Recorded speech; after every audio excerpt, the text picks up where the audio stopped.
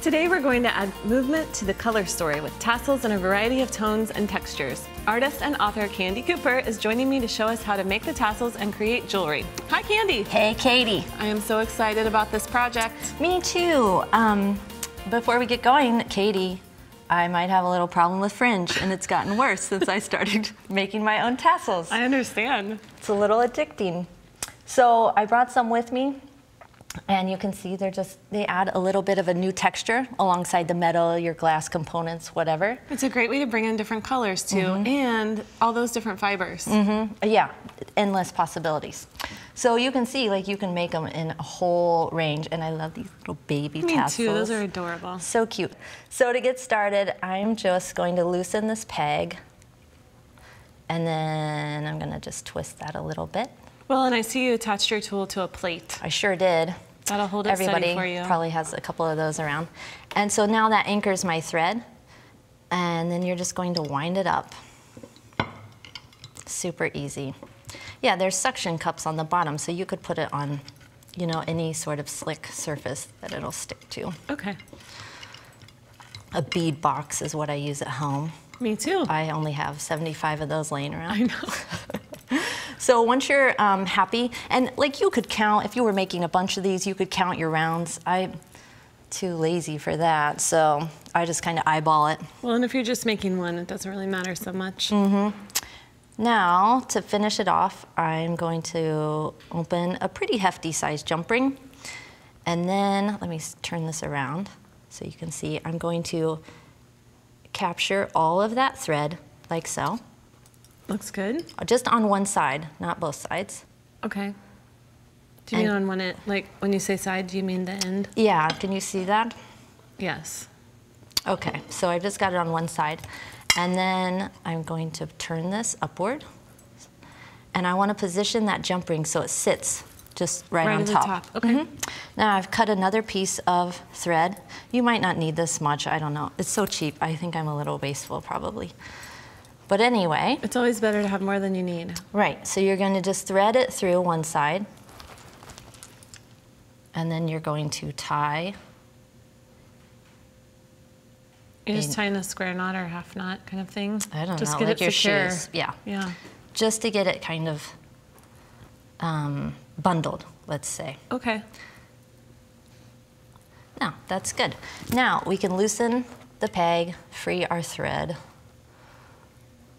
Which way did I go on that, Katie? How about I have a different idea? We can just cut it. That's a good idea. That works. Okay, and then cut it at the bottom as well. And you want to kind of cut it, don't cut the brown thread. Oh. So you're just cutting the cording that's attached to the tool? Yeah, yes. And then you're going to slide this little guy off. Here, I'll take that. Thank you. You're welcome. We're going to need it for the next tassel, so don't Okay. put it too far away. Okay, now let's kind of get things organized here and trim some of this excess. And then we're going to go in and cut open the loops. You know what I mean? Yes, and there's now our tassel. I have fringe. Okay, so now we're just going to bind it up with the rest of our embroidery floss. And so I just really get a good grip on the fringe, and then you position the short tail down so you can wrap over top of it. Good idea. You know, and it kind of makes a little cleaner look. And when you get to the end, it'd be great to have a third hand for these kinds of things, but you're just going to tie it up in a knot. Then you can make jewelry with a friend that can hold it down for you if you want. Right, and you know what else? Like you could, like in theory, this isn't my cleanest work, but in theory, you could use a needle and thread and like stitch this down if you didn't want to see your knot. You know what I mean? And make it really clean. Inside. Okay. Now, if I were using these in my finished work, I would put a dot of hypo cement or something, some sort of adhesive over the knot, let it dry, and then trim it really close. Yeah, and trim it and make sure that's good and bound, because we've all had tassels that have come undone, and that's really annoying because you just spend all that time making it. Right. Okay, so now you can see this little guy. You can use my high-tech tool here. I love it. I wondered what the fork was for. It's a tassel comb. Bon appetit. Okay, so to kind of comb it out, and that with the embroidery floss being so... Kind of flares it out. Yeah, it fluffs it up a little bit. Nice. Okay, and so I've got this cute little stretch bracelet with the elephant. So now, with the jump ring, you can tassel it up. Tassel it up. And you can put it, you know, anywhere on your line. I like to just put it off to the side so it's not like crowding out my focal piece. That's a good idea. And you can see then I'm just gonna, you know, I would just tie the end like so. And it just bumps up your regular stretch bracelet just that much more. Sure does. Yeah. So, okay, let's make something else. Okay. Let's, speaking of bumping it up, let's use some fancier thread. Sounds good. I need that tool again, Katie. Okay, now we really don't need this green thread on here. So, before I forget, this tool, you can make bigger size tassels. And that's what I did for the piece over there. This one on the mannequin? Yep, that kind of gray color. That looks great. It looks like you mixed some cup chain in with the threads too. Sure did. I'm going to show you how. Fancy. Thank you. You know I like to be fancy, I know you like Katie. to make it fancy. So again, we're just going to secure our thread. And that's a pretty one with the gold running through it. Yeah, you know, this is a hot color right now. Okay, I've got it in there. I think everything's tight. This guy used to be a little bit more tight. There we go. And I'm going to wind it up again. Oh, thanks. You're welcome. You can put your thread in like a little dish. I like to put it on a chopstick. Or on your pinky. I like to put it on a chopstick. On your friend's pinky. Mm-hmm. And it's going to keep winding and winding. Keep going. And more is more sometimes when it comes to making tassels. Yeah, we're just doing it on a plate, but when you're at home, you could even secure this down tighter with a clamp. But those suction cups work pretty well on all kinds of slick surfaces, but just won't stick to our table here. Yep. And you know what else, Katie? You know my next thing I'm going to try winding with the thread? Chain. That will look cool. I think tiny, tiny chain would look really slick mixed into the tassel. Maybe on the next Beads, Baubles and Jewels. There you go. You'll have to come back and show us how to do that.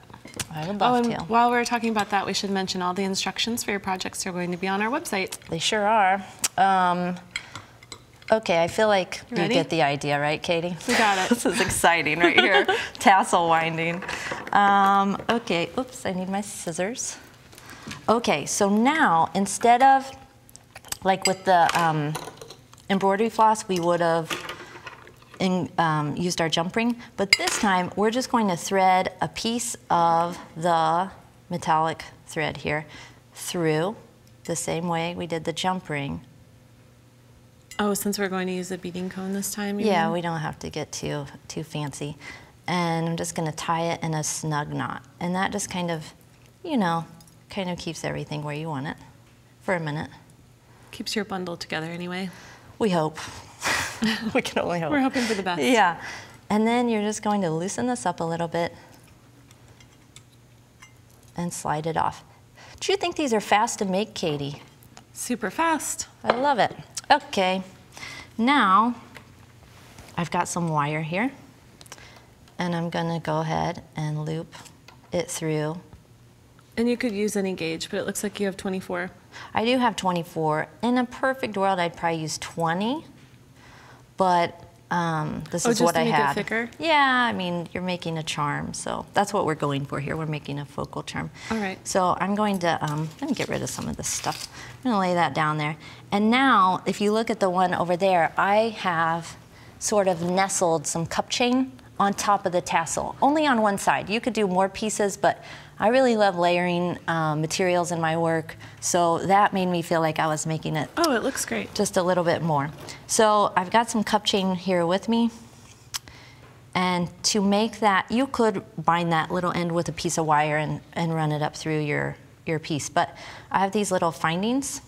I'll put one out here so you can see it. I wondered how you were going to string it onto the wire. Yeah, so these just the cup chain sits right down in, and then you just roll those prongs over.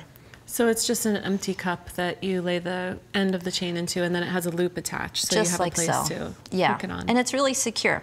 So then you kind of figure like, okay, how much do I want here? About that much. We're not striving for perfection. We just want it to look fancy. That's right. And now I like to string this piece onto the back end of the tassel, or the wire. The long side, you mean? The long side. All right. I might have gone a little overboard with the wire as well. I get excited, That's Katie. okay. It's always better to have a little bit more than if you want to do extra wrapping or make it funkier, you can do that. Yeah. Okay, so this is coming together. I need to still kind of cut this to how I want it to look. So I'm going to kind of cut it open and get rid of... I always give them a little haircut afterward, too. It's kind of fun. It's like, remember when you had a doll and you would like cut her bangs? Oh, yes. When we were little? I never did that. Did you do that? I might have. Of course you did. Me? No. Go figure. My sister's Barbie dolls? Oh, yes. No. Revenge. Okay, so now we've got our little layers going, and instead of using the jump ring, obviously we've got our wire going. Now we're going to hide all of that ugliness at the top with a bead cone. Perfect. First, I should probably wrap up the loop a little bit. I'm just doing an ugly twist tie here. I do the same. It's hiding inside anyway. I'm just twisting it up. And another tip is, I'm not going to actually do it because I can be a little messy with the adhesive, but if I were you, I would put a little glue, probably would be better to put it inside the bead cone. Oh, and then pull it through? That's a great tip. You don't want to do it till it gets to the end because you'll have glue going down your wire. So let's say at this point I would put a touch of glue right there, and then I would seal that up. And let it dry. Yeah, especially if you're selling your jewelry, you want to make something that's Good idea. not, you don't know how people... More permanent. Yeah, it's so permanent. So let's flip this over so you get the idea. Okay. And that makes a really nice and tidy piece. I love the extra touch. Thank you. It's pretty, right? Right. Okay, so now let's scoot this down and attach it to a focal piece. I'm going to hang it on there. Oh, that's going to look good. Thank you. And you're just going to see what I mean about having maybe a little bit too much wire. That's okay. You know what? I've got some other bead cones here. Bead cones come in all shapes and sizes. I've got a bunch here, but I have this kind of cool, like, gold one.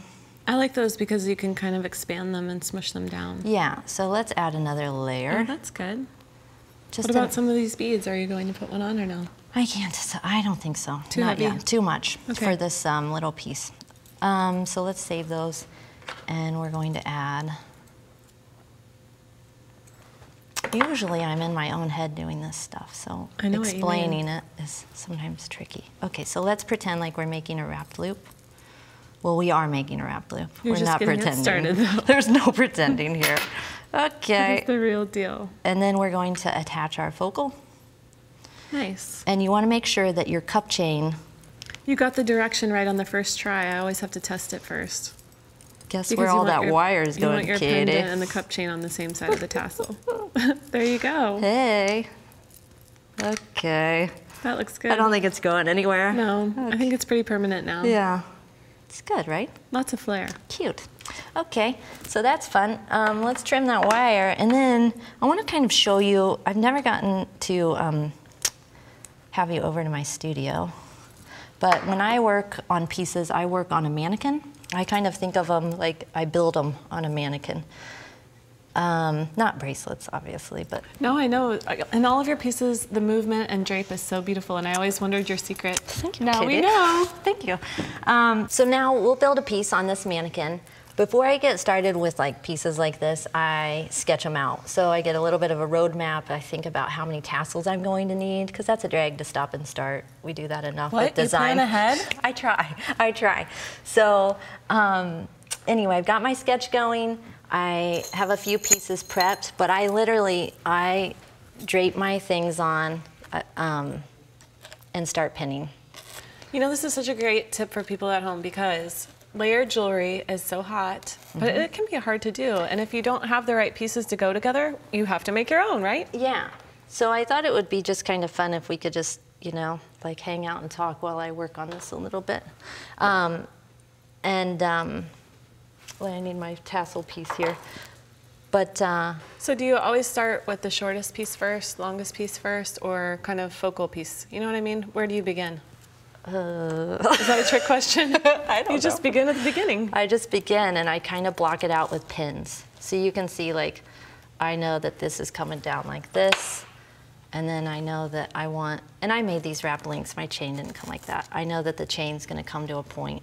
So you knew you were going to start out with kind of a Y style or Y shape. Right, so now I don't need these. And what building on a mannequin really gives you the idea is when someone makes a piece flat, sometimes by the time you put it on, it's like, that looks terrible. It's not hanging how I wanted it to.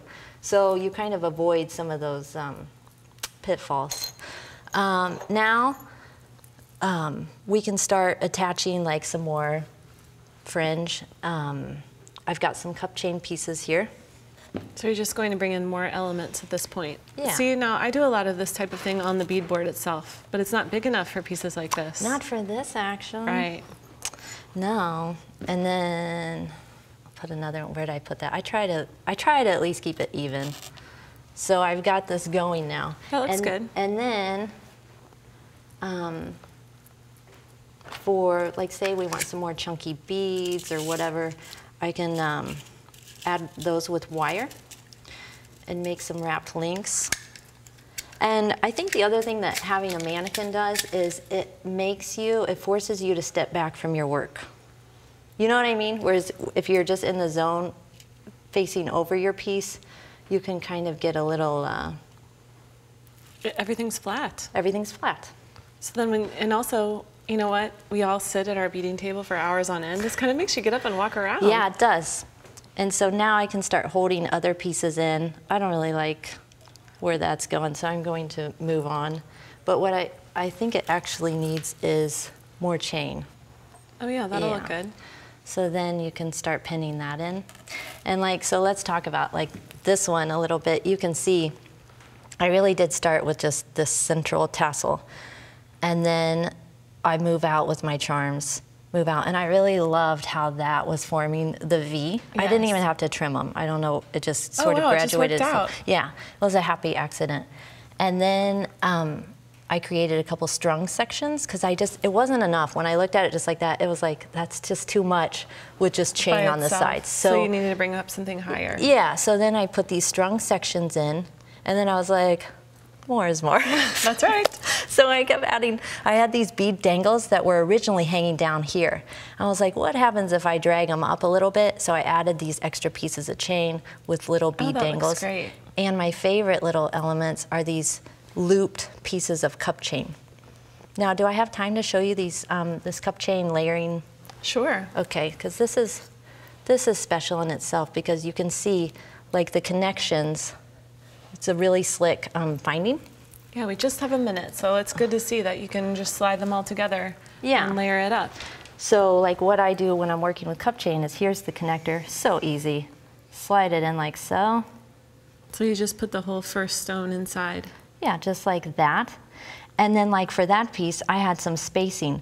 Well, you don't want to leave that open, you know, because your chains could slide, so Good idea. I hide some seed beads in there, you do. which keeps my pieces from getting smushed. And then I just add another link.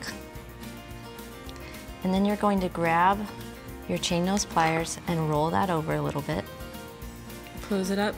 Yeah, and it's a good idea to take that end and push it down on a hard surface. That's great. And then you just adjust your cup chain lengths and how you want it to repeat for the other side.